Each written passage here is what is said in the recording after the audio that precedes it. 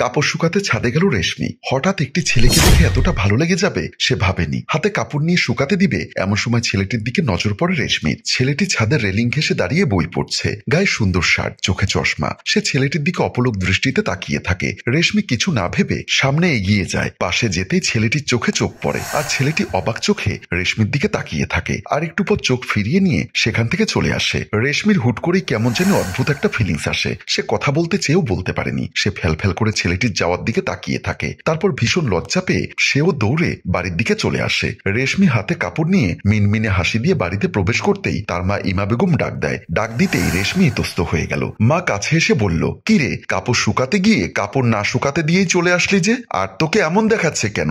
রেশমি আমতা আমতা করে বলল, কই কিছু না তো মা, সেখানে রোদ বেশি, তাই আমার যেতে ইচ্ছা করছে না, তুমি গিয়ে দিয়ে এসো। এই বলে রুমে চলে যায়। মেয়েটির আবার কি হলো, এমন অদ্ভুত আচরণ করছে কেন হঠাৎ? তারপর উনি ওনার কাজে চলে যায়। বিকালবেলা রেশমি তার প্রিয় মোবাইলটি নিয়ে ছাদে গেল টিকটক করতে। টিকটক করতে গিয়ে আকাশের দিকে তাকিয়ে আছে। আর এমন সময় কেউ একজন আসে ছাদে। সে ঘাড় ঘুরিয়ে এদিক ওদিক তাকায়, আর হঠাৎ দেখতে পেল ছাদের রেলিং এ ঠেস দিয়ে দাঁড়িয়ে সিগারেট ধরাচ্ছে সেই ছেলেটা। রেশমি তাকিয়ে আছে আর ভাবছে, মা বলেছিল একটা ব্যাচেলর ভাড়াটিয়া ছেলে এসেছে, কিন্তু ছেলেটা যে এতটা কিউট হবে তা তো ভাবিনি। আরো বলেছে ছেলেটি খুব ভদ্র, কিন্তু রেশমি এই মুহূর্তে বেশ অবাক হয়। এত ভদ্র ছেলেও বুঝি সিগারেট খায়? সে কৌতূহল দমাতে না পেরে গুটি গুটি পায়ে ছেলেটির দিকে এগিয়ে যায়। রেশমি ছেলেটির পাশে গিয়ে গলা কাশ দিয়ে বলল, আপনি সিগারেট খান? মেয়েলি কণ্ঠ শুনে ছেলেটি তার দিকে তাকায় আর একটু অপ্রস্তুত হয়ে বলল, জি।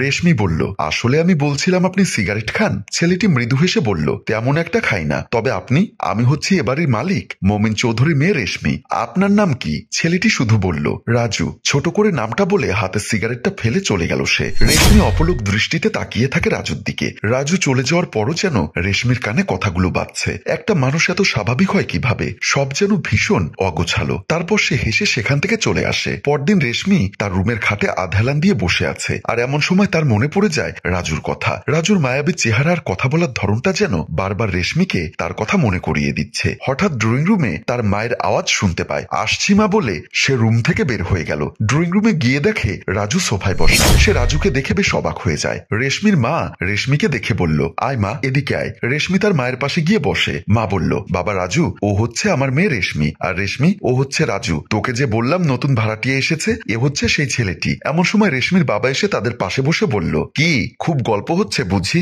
বাবা রাজু, কি অবস্থা তোমার? আমার বাসায় থাকতে কোনো সমস্যা হচ্ছে না তো? না আঙ্কেল, কোনো সমস্যা নেই, তবে কাল যে ছাদে গেলাম তখন দেখলাম ছাদের কোথাও একটা ফুল বা অন্য কিছুর গাছ নেই, সময় হয়ে ওঠে না আসলে। তাছাড়া সেখানে ফুল গাছের টব দিলে কি বা হবে? রাজু বলল, আসলে সবুজ সবকিছু আমাদের জন্য ভালো। একটি গাছ থেকে অনেক অক্সিজেন সাপ্লাই হয়, আর সেই অক্সিজেন নিয়েই তো আমরা বেঁচে আছি। বা খুব ভালো বলেছ। তোমার মতো করে যদি সবাই ভাবতো, আমি কালই বিভিন্ন রকমের ফুল ও গাছ নিয়ে আসবো। এসব কথা রেশমি এক পলকে শুনেই যাচ্ছে। মনের একটা টান নিয়ে রাজুর দিকে চেয়ে আছে সে। তাহলে আমি আসি আজ, এই বলে সালাম দিয়ে সেখান থেকে চলে যায়। রেশমির বাবা বলল, ছেলেটি বেশ ভদ্র, আমারও ওর ব্যবহার অনেক ভালো লেগেছে। জানি না কোন মায়ের সন্তান, আমার মেয়ের কপালে। বলতেই রেশমি সেখান থেকে দৌড়ে উঠে চলে যায়। বাবা বলল, মেয়ে আমার লজ্জা পেয়েছে বলে হাসতে থাকে। রেশমি রাজুকে ছাদে দেখতে পায় না আজকাল, তাই সে সিঁড়িতে দাঁড়িয়ে আছে রাজুর জন্য। রাজু আসতেই রেশমি সামনে হাত দিয়ে দাঁড়িয়ে যায় আর বলে, কি সাহেব, আজকাল তো ছাদে দেখা যায় না, কি সমস্যা কি আপনার? আসলে আমি আমার মতো বিজি থাকি, কাজকর্ম করতে হয়। আর ছাদে কি আমি আপনি দেখার মতো করে যাব নাকি? তাছাড়া কি জন্য খুঁজছেন আমাকে? বাড়ির মাসও তো ফুরায়নি যে টাকা নিতে আসবেন। এত মুড কেন আপনার? আমি কি আপনাকে ভাড়া নিতে খুঁজছি নাকি? আপনাকে দেখছি না তাই খুঁজলাম। আর কেন খুঁজছি তা কি আপনি বুঝেন না? না, আমি এত বাঁকা কথা বুঝি না, যা বলার ক্লিয়ার কাট করে বলুন। আমার আপনাকে ভালো লাগে, আর সেই প্রথম দেখা থেকেই আপনার প্রতি আমি দুর্বল হয়ে গেছি। অবশ্য আপনি এখন পার্ট নিবেন আর বলবেন এসবে আমি নেই, আমার এসব ভালো লাগে না। কত কি? রাজু একটা হাসি দিয়ে বলল, আমি এসবের একটাও বলবো না। কিভাবে বলবো? আমিও যে তোমাকে ভালোবেসে ফেলেছি। মূলত আমার প্রতি তোমার টান আছে কিনা তা জানার জন্য আমি ছাদে যাইনি, তাই না দুষ্টু? তো কি বুঝলে জনাব? যা বোঝার বুঝেছি, কিন্তু আমার তো ভয় হচ্ছে তোমার বাবা মা আমাদের সম্পর্ক মেনে নিবেন কিনা। কারণ তোমার পরিবার আর আমার পরিবার অনেক ব্যবধান। তুমি বড় লোকের একমাত্র মেয়ে, আর আমি সাধারণ ঘর থেকে আসা একটা ছেলে যে তোমার বাসায় ভাড়া থাকে। এই চুপ করো তো, এমন কথা তোমার মুখে যেন আর না শুনি। এই জীবনে প্রথম তোমাকেই ভালোবেসেছি, আর তোমাকে আমি কোনোভাবেই হারাতে পারবো না। যাই হয়ে যাক, তোমাকে ছেড়ে যাব না আমি। রাজু খুশি হয়ে বলল, তুমি সত্যি বলছো তো রেশমি?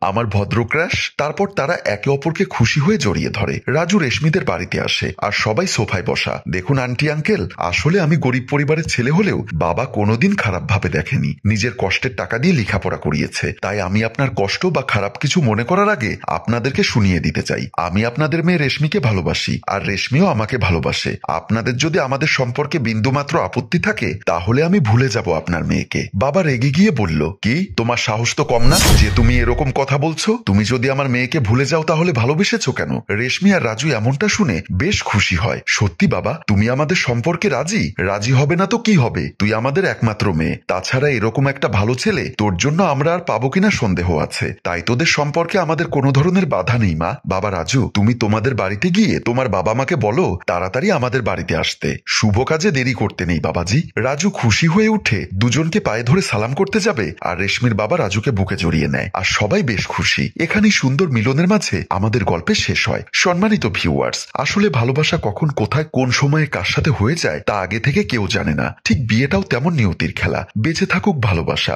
সুখী হোক সকল পরিবার। গল্পটির ভাবনায় হাশেম রাজু, পরিচালনায় এইচ.এম. কানুন ও চিত্রগ্রহণ ইফতি হুসাইন। গল্পটি ভালো লাগলে লাইক, কমেন্ট ও শেয়ার করে দিন। ধন্যবাদ।